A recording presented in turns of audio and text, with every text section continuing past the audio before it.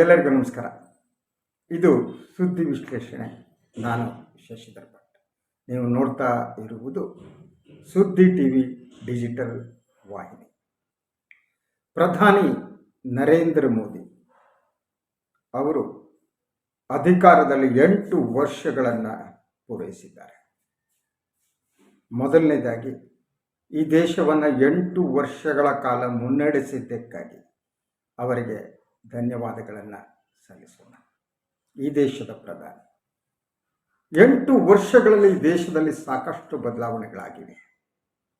ನರೇಂದ್ರ ಮೋದಿಯವರೇ ದೇಶ ಅನ್ನುವ ಸ್ಥಿತಿ ಈ ದೇಶದಲ್ಲಿ ನಿರ್ಮಾಣ ಆಗಿದೆ.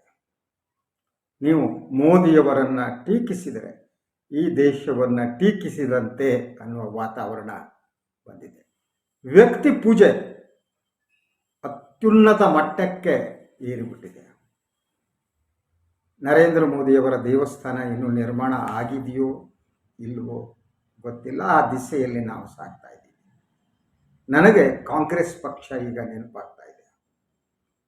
ಶ್ರೀಮತಿ ಇಂದಿರಾ ಗಾಂಧಿಯವರು ಜನಪ್ರಿಯತೆಯ ಉತ್ತುಂಗದಲ್ಲಿ ಇದ್ದಂಥ ಸಂದರ್ಭದಲ್ಲಿ ಕಾಂಗ್ರೆಸ್ ಅಧ್ಯಕ್ಷರಾಗಿದ್ದಂಥ ದೇವ್ಕಾಂತ್ ಬರುವಾ ಅವರು ಒಂದು ಮಾತನ್ನು ಹೇಳಿದರು, India is Indira, Indira is India. ನಂತರ ಕಾಂಗ್ರೆಸ್ನ ಗತಿ ಏನಾಯಿತು ಅಂತ ಗೊತ್ತು ನಮಗೆ. ಆದರೆ ಇನ್ನು BJPಯ ಯಾವ ನಾಯಕರು ಕೂಡ ಬಹಿರಂಗವಾಗಿ ಈ ಮಾತನ್ನು ಹೇಳಿಲ್ಲ. Modi is India, India is Modi. ಆ ವಾತಾವರಣವನ್ನು ಸೃಷ್ಟಿಸಲಾಗಿದೆ. ಈ 8 ವರ್ಷಗಳ ಅವಧಿಯಲ್ಲಿ BJPಯ ಹೆಸರು ಎರಡನೆಯದಾಗಿ ಪ್ರಸ್ತಾಪಿಸಲಾಗುತ್ತೆ. ಮೊದಲು ಪ್ರಸ್ತಾಪಿಸುವುದು ಮೋದಿಯವರನ್ನು. ಈ ದೇಶದಲ್ಲಿ ಏನೇ ಒಳ್ಳೆಯದು ನಡೆಯಲಿ ಅದಕ್ಕೆಲ್ಲ ಮೋದಿಯವರೇ ಕಾರಣ ಎಂದು ಹೇಳಲಾಗ್ತಾ ಇದೆ. ಸೊ ಈ 8 ವರ್ಷ ಮೋದಿಯವರು ಪೂರೈಸಿದ ಸಂದರ್ಭದಲ್ಲಿ ಕರ್ನಾಟಕ ಸರ್ಕಾರ ಒಂದು ಜಾಹೀರಾತನ್ನು ಮಾಧ್ಯಮಗಳಿಗೆ ನೀಡಿದೆ. ಸೊ ಇದು ಒಂದು ರೀತಿಯಲ್ಲಿ ಸಾಧನೆಗಳ ಜಾಹೀರಾತು. ಈ ಜಾಹೀರಾತೆ ಒಂದು ರೀತಿಯ ಸಾಧನೆಗಳ ಸಮಾವೇಶ ಇದ್ದ ಹಾಗೆ ಇದೆ. ಸೊ ಅದರಲ್ಲೂ ಕೂಡ ಕೊನೆಯಲ್ಲಿ ಧನ್ಯವಾದಗಳು ಮೋದಿಜಿ ಎಂದು ಹಾಕಲಾಗಿದೆ. ವ್ಯಕ್ತಿಯ ಪೂಜೆ ಯಾವ ಹಂತಕ್ಕೆ ಹೋಗಿದೆ ನೋಡಿ. ಸೊ ಈ ಜಾಹೀರಾತಿನಲ್ಲಿರುವ ಇನ್ನೊಂದು ಅಂಶ, ನರೇಂದ್ರ ಮೋದಿಯವರ ಸಮರ್ಥ ನಾಯಕತ್ವ ಕರ್ನಾಟಕದ ಸಮಗ್ರ ಅಭಿವೃದ್ಧಿಗೆ ವರದಾನ. ಅಂದರೆ ಈ 8 ವರ್ಷಗಳಲ್ಲಿ ಕರ್ನಾಟಕ ಸಮಗ್ರವಾಗಿ ಅಭಿವೃದ್ಧಿಯಾಗಿದೆ. ಇಲ್ಲಿ ಯಾವ ಸಮಸ್ಯೆನೂ ಇಲ್ಲ. ಆರ್ಥಿಕವಾಗಿ ನಾವು ಬಹಳ ಪ್ರಬಲರಾಗ್ಬಿಟ್ಟಿದ್ದೀವಿ. ಸಮಸ್ಯೆಗಳೇ ಇಲ್ಲ. ಆ ಒಂದು ಅರ್ಥ ಈ ಜಾಹೀರಾತಿನಲ್ಲಿ ಬರ್ತಾ ಇದೆ. ಸೊ 2014ರಿಂದ 2022ವರೆಗೆ ಮೋದಿಯವರ ರಾಜ್ಯಕ್ಕೆ ಕೊಟ್ಟ ಕೊಡುಗೆ ಅಂತೇಳಿ ಹೇಳಲಾಗಿದೆ. ಏನದು? ಮೋದಿಯವರು ರಾಜ್ಯಕ್ಕೆ ಯಾವ ಕೊಡುಗೆಯನ್ನು ಕೊಟ್ಟಿದ್ದಾರೆ ಅಂದರೆ, ರಾಜ್ಯಕ್ಕೆ ಕೇಂದ್ರದ ಕೊಡುಗೆ ಅದು 1,29,776.74 ಕೋಟಿ ರೂಪಾಯಿ 8 ವರ್ಷಗಳಲ್ಲಿ. ಅದರಲ್ಲಿ ಇನ್ನೊಂದು ಮಾತನ್ನು ಹೇಳಲಾಗಿದೆ ಜಾಹೀರಾತಿನಲ್ಲಿ. ಹಣಕಾಸು ಹಂಚಿಕೆ, GST ಪರಿಹಾರ, ಹಣಕಾಸು ಆಯೋಗದ ಅನುದಾನ ಇತ್ಯಾದಿ ಹೊರತುಪಡಿಸಿ.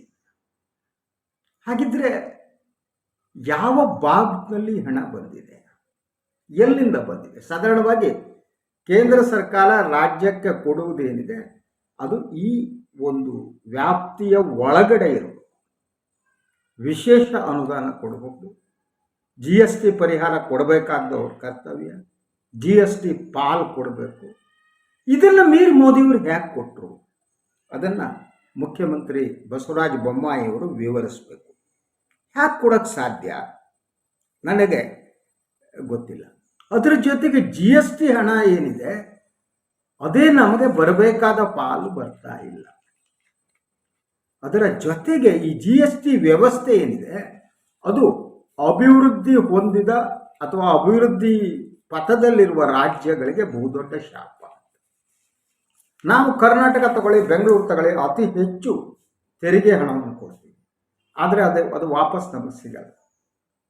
ಅದು ಜನಸಂಖ್ಯೆಯ ಆಧಾರದ ಮೇಲೆ ಆ ಹಣವನ್ನು ವಿತರಿಸಲಾಗುತ್ತೆ. ಹೀಗಾಗಿ ಉತ್ತರ ಪ್ರದೇಶ್ ಏನಿದೆ, ರಾಮರಾಜ್ಯ, ಉತ್ತರ ಪ್ರದೇಶ್, ಅಯೋಧ್ಯೆ, ಆ ಉತ್ತರ ಪ್ರದೇಶಕ್ಕೆ ನಮ್ಮ ತೆರಿಗೆ ಹಣ ಹೋಗ್ತಾ ಇದೆ, ಬಿಹಾರಕ್ಕೆ ಹೋಗ್ತಾ ಇದೆ, ನಮಗೆ ಬರಬೇಕಾದ ಪಾಲು ಕೊಡ್ತಾ ಇಲ್ಲ. ಆದರೂ ನರೇಂದ್ರ ಮೋದಿಯವರಿಗೆ ನಾವು ಧನ್ಯವಾದವನ್ನು ಸಲ್ಲಿಸಲೇಬೇಕು. ಸೊ ಇದರಲ್ಲಿ ಇನ್ನೂ ಹೇಳ್ತಾರೆ, ಈ ಜಾಹೀರಾತಿನಲ್ಲಿ ಹೇಳುವ ಪ್ರಕಾರ ನಾನು ಈ ಮೊದಲೇ ಹೇಳಿದೆ 1,29,776 ಕೋಟಿ ನೀಡಲಾಗಿದೆ. ಸೊ ಯಾವುದರಲ್ಲಿ ಕೊಟ್ಟಿದ್ದಾರೆ ಗೊತ್ತಿಲ್ಲ. ಅದರ ಜೊತೆಗೆ ಈ ಜಾಹೀರಾತಿನಲ್ಲಿ ಇನ್ನೂ ಕೆಲವು ಅಂಶ, ಯಾವ್ಯಾವ ಕ್ಷೇತ್ರಕ್ಕೆ ಎಷ್ಟನ್ನು ಕೊಡಲಾಗಿದೆ ಅಂಥೇಳಿ ಇದರಲ್ಲಿ ವಿವರಿಸಲಾಗಿದೆ. ಕೃಷಿ ಕ್ಷೇತ್ರವನ್ನು ಉದಾಹರಣೆಯಾಗಿ ತೆಗೆದುಕೊಳ್ಳಿ. ಕೃಷಿ ಕ್ಷೇತ್ರಕ್ಕೆ 19,374 ಕೋಟಿ ರೂಪಾಯಿ ಕೊಡಲಾಗಿದೆ ಅಂತ ಹೇಳುತ್ತೆ. ಇದನ್ನು ಕೂಡ 8 ವರ್ಷದ ಮಾತನಾಡ್ತಾ ಇರೋದ್ರಿಂದ ನಾನು ನಂಬಿರುವ ಹಾಗೆ ಇದು 8 ವರ್ಷಕ್ಕೆ ನೀಡಿದ ಅನುದಾನ ಅಂತ ಅಂದುಕೊಳ್ಳೋಣ. ನೀವು ಕೃಷಿ ಕ್ಷೇತ್ರಕ್ಕೆ 19,000 ಕೋಟಿ ಕೊಟ್ಟರೆ ಈ 19,000 ಕೋಟಿಯಲ್ಲಿ ವರ್ಷಕ್ಕೆ ಎಷ್ಟು ಹಣ ಬಂತು? 1,000 ಕೋಟಿ, 2,000 ಕೋಟಿ ಮ್ಯಾಕ್ಸಿಮಮ್ ವರ್ಷಕ್ಕೆ.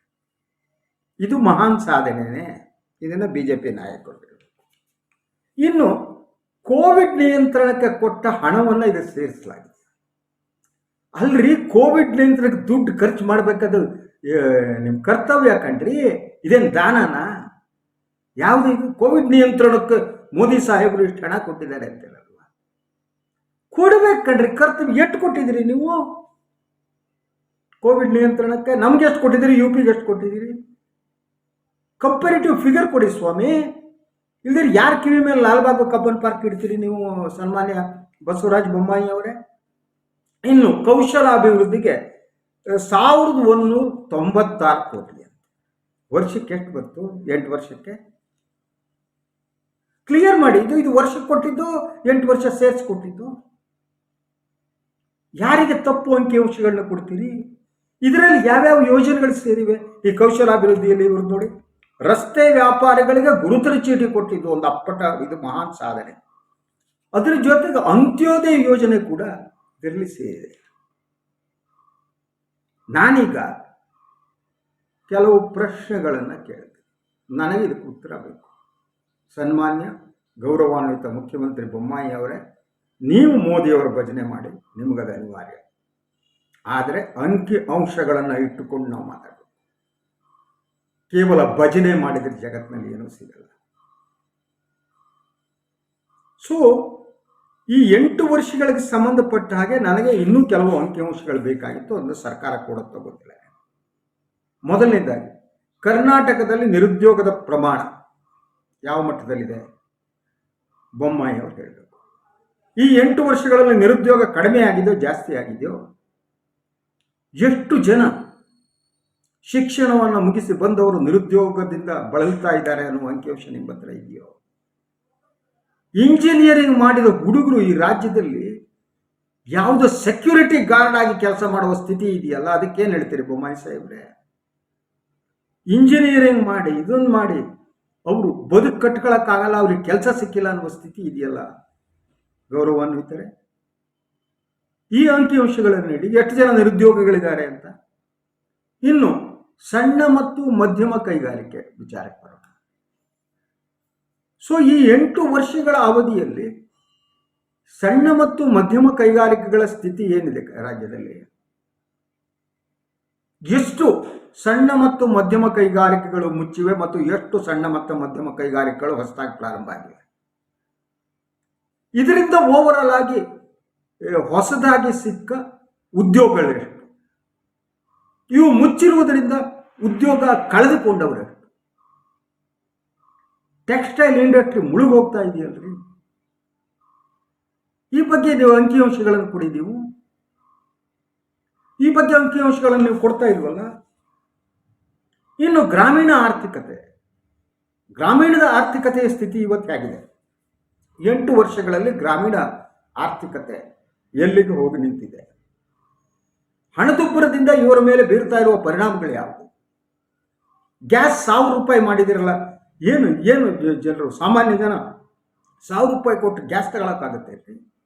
ಸಣ್ಣ ಪುಟ್ಟ ಕೈಗಾರಿಕೆಗಳಿಗೆ ಕೆಲಸ ಮಾಡೋರು ಸ್ವಂತ ವೆಹಿಕಲ್ ಏನೋ ಸಾಲ ಸೋಲ ಮಾಡಿರ್ತಾರೆ. ಅವ್ರಿಗೆ ಪೆಟ್ರೋಲ್ ಹಾಕ್ಸಕ್ಕಾಗತ್ತೇನ್ರಿ ಈ ರಾಜ್ಯದಲ್ಲಿ?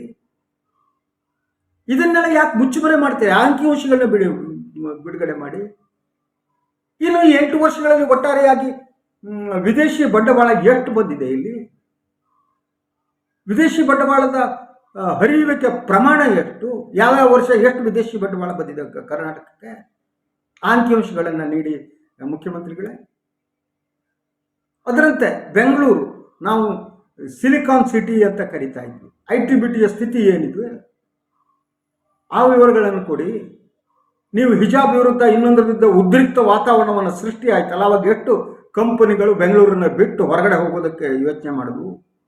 ಆಂಧ್ರ ಮತ್ತು ತಮಿಳುನಾಡಿಗೆ ಎಷ್ಟು ಹೋದ್ವು? ಇತ್ತೀಚೆಗೆ ನಾನೊಂದು ವರದಿ ನೋಡ್ತಾ ಇದ್ದೆ. ಸೊ ವಿದೇಶಿಯರು ಹಿಡಿದು ನಮ್ಮ ಕೆಲಸ ಮಾಡುವುದಕ್ಕೆ ಬಹಳ ಅತ್ಯುತ್ತಮವಾದ ಸ್ಥಳ ಅಂದರೆ ಚೆನ್ನೈ, ಮದ್ರಾಸ್ ಅಂತ. ಹಳೆಯ ಮದ್ರಾಸು, ಈಗಿನ ಚೆನ್ನೈ. ಅಲ್ಲಿ ಶಾಂತಿಯುತವಾದ ವಾತಾವರಣ ಇದೆ. ಅದರ ಜೊತೆಗೆ ತುಂಬ ಪ್ರೀತಿಯಿಂದ ನೋಡ್ತಾರೆ. ಅಲ್ಲಿ ಕೋಮು ಗಲಭೆಗಳಿಲ್ಲ ಅಂತ ಹೇಳಿದ್ದಾರೆ. ವಿಡಿಯೋ ಬೇಕಾದ್ರೆ ನೋಡಿದ್ದೆ.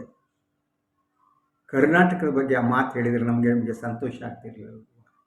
ನಮ್ಮೆಲ್ಲರ ಕೆಲಸ ಅಂದರೆ ಕರ್ನಾಟಕ ತುಂಬ ಶಾಂತಿಯುತವಾದ ರಾಜ್ಯ, ನಮಗೆ ಉದ್ಯಮ ಪ್ರಾರಂಭ ಮಾಡೋದಕ್ಕೆ ಇಷ್ಟ ಅಂತ ಯಾರು ಹೇಳಿದರೆ ನಾವು ನಮ್ಮ ಬೆನ್ನು ತಟ್ಕೋಬೋದಿತ್ತ ಬೊಮ್ಮಾಯಿಯವರೇ? ಕರ್ನಾಟಕ ಬರೋಕ್ಕೆ ಹೆದರ್ತಾರಲ್ರಿ, ಬಿಟ್ಟಿದಿರಲ್ಲ ಕಾಲಾಳುಗಳನ್ನು ಹೊರಗಡೆ. ದಿನನಿತ್ಯ ಒಂದೊಂದು ಗಲಾಟೆ, ದಿನನಿತ್ಯ ಒಂದೊಂದು ಹಿಜಾಬ್ನಿಂದ ಹಿಡಿದು ಅಲ್ವಾ? ಆತ್ಮಾವಲೋಕನ ಮಾಡ್ಕೊಳ್ಳಿ. ನೀವು ಅಧಿಕಾರಕ್ಕಾಗಿ ಜಾಹೀರಾತು ಕೊಡೋದು ನಿಮ್ಮ ಹಣೆ ಬರ ಅಲ್ವಾ? ಬಟ್ ಆತ್ಮಾವಲೋಕನ ಒಂದು ಇರ್ಬೇಕಲ್ವ ನಮ್ಮದು? ನಾ ಸರಿ ಇದ್ದೀನ, ತಪ್ಪಿದ್ದೀನ, ನಮ್ಮ ಆತ್ಮಕ್ಕೆ ಏನು ಅನಿಸುತ್ತೆ ಅದಾರು ಹೇಳ್ಬೇಕಲ್ವಾ ಬೊಮ್ಮಾಯಿ ಸಾಹೇಬ್ರೆ? ಸೊ ನನ್ನ ಕೆಲವು ಪ್ರಶ್ನೆಗಳಿವೆ ಬೊಮ್ಮಾಯಿ ಸಾಹೇಬ್ರಿ ಈ ಎಪಿಸೋಡ್ನಲ್ಲಿ ಕೇಳಕ್ಕೆ ಇಷ್ಟಪಡ್ತೀನಿ. ಈ 8 ವರ್ಷಗಳಲ್ಲಿ ಕರ್ನಾಟಕದಲ್ಲಿ ಅತಿ ಹೆಚ್ಚು ಚರ್ಚೆ ನಡೆದ ವಿಚಾರ ಯಾವುದು? ಮಾಧ್ಯಮಗಳು ಪ್ರತಿಶತ 70ಕ್ಕಿಂತ ಹೆಚ್ಚು ಕವರ್ ಮಾಡಿದ್ದು ಯಾವ ವಿಚಾರ? ಅಭಿವೃದ್ಧಿ ಬಗ್ಗೆನಾ? ನಿರುದ್ಯೋಗದ ಬಗ್ಗೆನಾ? ಯಾವುದ್ರ ಬಗ್ಗೆ ಚರ್ಚೆ ಮಾಡೋದು ಮಾಧ್ಯಮಗಳು? ಆರ್ಥಿಕ ಸ್ಥಿತಿ ಬಗ್ಗೆನಾ? ಗ್ರಾಮೀಣ ಆರ್ಥಿಕತೆಯ ಬಗ್ಗೆನಾ? ಜಿಲ್ಲಾ ಪಂಚಾಯತ್ ವ್ಯವಸ್ಥೆ ಬಗ್ಗೆನಾ? ಗ್ರಾಮೀಣ ರಸ್ತೆಯ ಬಗ್ಗೆನಾ? ಕುಡಿಯುವ ನೀರಿನ ಬಗ್ಗೆನಾ? ವಸತಿ ಬಗ್ಗೆನಾ? ಯಾವುದ್ರ ಬಗ್ಗೆ ಚರ್ಚೆ ನಡೆದಿದೆ? ವಿವರಗಳನ್ನು ಕೊಡಬೇಕು. ಸೊ ಇನ್ನೊಂದು ನನಗೆ ಭಾಳ ಕುತೂಹಲ ಇದೆ ಬೊಮ್ಮಾಯಿ ಅವರೇ, ದಯವಿಟ್ಟು ಬೇಕು. ನಿಮ್ಮ ಲೆಕ್ಕಾಚಾರದ ಪ್ರಕಾರ ಕರ್ನಾಟಕದ ಎಷ್ಟು ಮಸೀದಿಗಳ ಕೆಳಗಡೆ ಶಿವಲಿಂಗ ಇರ್ಬೋದು? ತಾವೇನಾದರೂ ಸಮೀಕ್ಷೆ ಮಾಡಿಸಿದ್ದೀರಾ? ಎಷ್ಟು ಶಿವಲಿಂಗ ಪತ್ತೆ ಮಾಡಿದ್ದೀರಿ ಸ್ವಾಮಿ? ನೀವು ಎಲ್ಲ ಕಡೆ ಮಣ್ಣಾಗೋದು ಶಿವಲಿಂಗ ಪತ್ತೆ ಮಾಡೋದಕ್ಕೆ ನಿಮಗಿನ್ನು ಎಷ್ಟು ವರ್ಷ ಬೇಕು? ನಿಮ್ಮ ಕಾಲಾಳುಗಳು, ಸಂಘ ಪರಿವಾರದವರು ಎಷ್ಟು ಸಮಯ ತಗೋತಾರೆ ಮಸೀದಿಗಳನ್ನ ಪತ್ತೆ ಮಾಡೋದು, ಕೆಳಗೆ ಶಿವಲಿಂಗ ಇದೆಯಾ ಅಂತ ನೋಡೋದು? ಆ ವಿವರಗಳನ್ನು ತಾವು ಕೊಡಬಹುದಾ? ತಾವು ಈ ಮಣ್ಣಾಗಿರುವ ಕೆಲಸವನ್ನು ಏನು ಮಾಡಿಸ್ತಾ ಇದ್ದೀರಿ ಕರ್ನಾಟಕದಲ್ಲಿ? ಪ್ರಮೋದ್ ಮುತಾಲಿಕ್ ಅವರು ಇಂಥವರಿದ್ದಾರಲ್ವ. ಸೊ ಇದು ಈ ಮಣ್ಣಾಗಿಯುವ ಜನ ಏನಿದ್ದಾರೆ ಅವರು ಇನ್ನು ಎಷ್ಟು ಶಿವಲಿಂಗವನ್ನು ಎಷ್ಟು ವರ್ಷಗಳಲ್ಲಿ ಪತ್ತೆ ಮಾಡ್ತಾರೆ ಸ್ವಾಮಿ ನಿಮ್ಮ ಕಾಲಾಳುಗಳು? ಇನ್ನು ಹಿಜಾಬ್ ವಿರುದ್ಧದ ಹೋರಾಟ, ಮುಸ್ಲಿಂ ವ್ಯಾಪಾರಿಗಳ ನಿಷೇಧದ ನಂತರ ಸಂಘ ಪರಿವಾರಕ್ಕೆ ಕುಮ್ಮಕ್ಕು ನೀಡಿ ಅವರು ಪ್ರಾರಂಭಿಸಲಿರುವ ಹೊಸ ಹೋರಾಟಗಳು ಯಾವುವು? ಬಹುತೇಕ ಎಲ್ಲ ಮಾಡಿದ್ರಲ್ಲಪ್ಪ, ಇನ್ನೇನನ್ನ ತಾವು ಮಾಡುವುದಕ್ಕೆ ಹೊರಟಿದ್ದೀರಿ? ಅದೇ ರೀತಿ ಪ್ರಮೋದ್ ಮುತಾಲಿಕ್, ಸಿದ್ಲಿಂಗ ಸ್ವಾಮಿ, ರೋಹಿತ್ ಚಕ್ರವರ್ತಿ ಅವರಿಗೆ ಮುಂದೆ ಅನುಷ್ಠಾನಕ್ಕೆ ಯಾವ ಯೋಜನೆಗಳನ್ನು ತಾವು ನೀಡ್ತೀರಿ? ಇತಿಹಾಸ ತಿರುಚುವ ಕೆಲಸವನ್ನು, ಮಕ್ಕಳ ತಲೆಯಲ್ಲಿ ಸುಳ್ಳು ಇತಿಹಾಸವನ್ನು ತುಂಬುವ ಕೆಲಸವನ್ನು ಸನ್ಮಾನ್ಯ ಪರಿಷ್ಕರಣಾ ಸಮಿತಿ ಅಧ್ಯಕ್ಷರಾದ ರೋಹಿತ್ ಚಕ್ರತೀರ್ಥ ಅವರು ಇನ್ನು ಎಷ್ಟು ಕಾಲದಲ್ಲಿ ಮಾಡಿ ಮುಗಿಸ್ತಾರೆ? ಸಮಾಜವನ್ನು ಒಡೆದು ಬಹುಸಂಖ್ಯಾತರ ಏನಿದ್ದಾರೆ ಅವರ ಮತಗಳ ಧ್ರುವೀಕರಣಕ್ಕೆ ತಾವೇನು ಹೊರಟಿದ್ದೀರಿ? ಈ ಕೆಲಸದಲ್ಲಿ ತೊಡಗಿದವರಿಗೆ ತಾವೇನಾದರೂ ಹಣಕಾಸಿನ ಸಹಾಯ ಕೊಡುವ ಯೋಚನೆ ಏನಾದರೂ ಇದೆಯಾ? ಆ ಕಾರ್ಯ ಮುಂದುವರಿಸ್ಬೇಕಲ್ಲ, ಇನ್ನು 1 ವರ್ಷ ಅಂತೂ ಇಲೆಕ್ಷನ್ ಬರುವವರೆಗೆ. ಈ ಬಗ್ಗೆ ತಾವು ವಿವರಗಳನ್ನು ಕೊಡ್ತೀರಾ? ಸ್ವಾಮಿ ಬೊಮ್ಮಾಯಿಯವರೇ, ಭಾರತದಲ್ಲಿ ಮೋದಿಯವರ ಸರ್ಕಾರ ಬಂದ ಮೇಲೆ ಒಂದು ಸರ್ವಾಧಿಕಾರಿ ವಾತಾವರಣ ಸೃಷ್ಟಿಯಾಗ್ತಾ ಇದೆ. ರಾಜ್ಯಗಳೇನಿವೆ, ರಾಜ್ಯಗಳು ಕೇಂದ್ರ ಸರ್ಕಾರದ ಅಡಿಯಾಳಾಗಿ ಕೆಲಸ ಮಾಡುವ ಸ್ಥಿತಿ ನಿರ್ಮಿಸಲಾಗ್ತಾ ಇದೆ. ಕೇಂದ್ರ ಸರ್ಕಾರ ಎಲ್ಲ ಪವರನ್ನು ನಿಯಂತ್ರಿಸ್ತಾ ಇದೆ. ಸಹಕಾರಿ ಇಲಾಖೆನೇ ಕಿತ್ಕೊಂಡು ಅಮಿತ್ ಶಾನಲ್ಲಿ ಕೂಡಿಸಲಾಗಿದೆ. ಸಹಕಾರಿ ಇಲಾಖೆ ರಾಜ್ಯದ ಲಿಸ್ಟ್ನಲ್ಲಿ ಬರ್ತಿತ್ತು. ಇಂಥ 1000 ಲಿಸ್ಟನ್ನು ನಾನು ನಿಮಗೆ ಕೊಡಬಲ್ಲೆ ಬೊಮ್ಮಾಯಿ ಸಾಹೇಬ್ರೆ. ತಾವು ಗಮನಿಸಿದ್ದೀರಾ ಇದನ್ನೆಲ್ಲ? ಇಂಥ ಸಂದರ್ಭದಲ್ಲಿ ನಮ್ಮ ಬೆನ್ನು ನಾವು ತಟ್ಕೊಳ್ಳೋದು 8 ವರ್ಷಗಳಲ್ಲಿ ಮಹಾ ಸಾಧನೆಯಾಗಿದೆ ಅಂತ ಯಾವುದೋ ಅಂಕಿಅಂಶ ಬಿಡುಗಡೆ ಮಾಡೋದು, ಸುಳ್ಳುಗಳು ಜಾಸ್ತಿ ಕಾಲ ನಿಲ್ಲಲ್ಲ. ಸುಳ್ಳಿನ ಮುಖವಾಡ ಎಂದಿದ್ರೂ ಕಳಚಿ ಹೋಗುತ್ತೆ ಬೊಮ್ಮಾಯಿ ಅವರೇ. ಸತ್ಯವನ್ನು ಮಾತನಾಡೋದಕ್ಕೆ ಯತ್ನ ಮಾಡಿ. ನೀವು ಹೊಗಳು ಭಟ್ರಂತೆ ಬಹುಪರ ಕೇಳ್ಕೊಂಡಿರಿ, ನನ್ನ ಆಕ್ಷೇಪ ಇಲ್ಲ. ಆದರೆ ನೀವು ರಾಜ್ಯದ ಮುಖ್ಯಮಂತ್ರಿ, ಅಟ್ಲೀಸ್ಟ್ ರಾಜ್ಯದ ಹಕ್ಕಿಗಾಗಿ ಹೋರಾಟ ಮಾಡಿ. ರಾಜ್ಯದ ಹಕ್ಕು ಇದು ಫೆಡರಲ್ ವ್ಯವಸ್ಥೆ, ಇದು ಸರ್ವಾಧಿಕಾರಿ ವ್ಯವಸ್ಥೆ ಅಲ್ಲ ಇಂಡಿಯನ್ ಡೆಮಾಕ್ರಸಿ ಅಂದರೆ. ಥ್ಯಾಂಕ್ಸ್ ಟು ಡಾಕ್ಟರ್ ಅಂಬೇಡ್ಕರ್ರಿಂದ ಸಂವಿಧಾನ ಏನಿದೆ ಅದು ಬಹಳ ಸ್ಪಷ್ಟವಾಗಿ, ಅದು ಅದ್ಭುತವಾದ ಸಂವಿಧಾನ.